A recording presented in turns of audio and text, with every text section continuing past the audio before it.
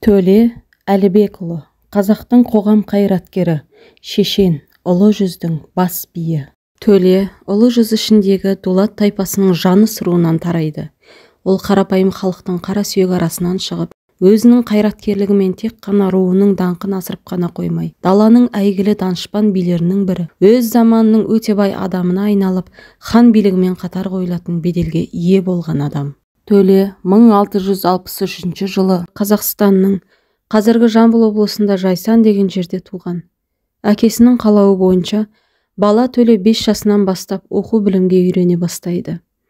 Оны Бұхарадан арнайы шақыртылған молда Әбу Шәкір оқытады. Ол балалық шағынан көшпенділердің шешендік поэтикалық өнері мен дәстүрлерін және қазақ халқы ментальдығын сіңіріп өсті. Төле би ғұмырнамасында оның қазақ даласының атақты 7 биі құрамындағы Қаз дауысты Қазбек би және Әйтеке билермен бірге билер кеңесінде Тәуке хан тұсындағы заң жинағы 7 жарғыны құрастыруға қатысқан кезеңдері ерекше орын алады. Төле би өмірінің негізгі кезеңдері қазақ даласының сыртқы күштері, әсіресе Жоңғар хандығы, Ресей мен Цин империясының, сондай-ақ Орта Азиялық хандықтар тарапынан жойылып, құлдыққа түсу қаупі туған ұлы қасіретті ақтабан шұбырынды жылдар болды.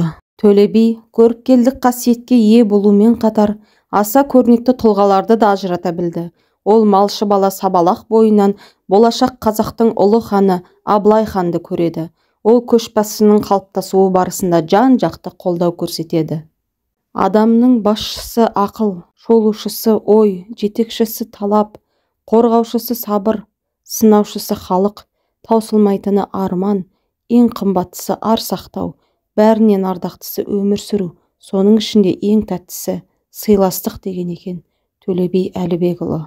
Төле би ұлы жүздің биі бола тұра 6 жыл бойы Ташкентті басқарған.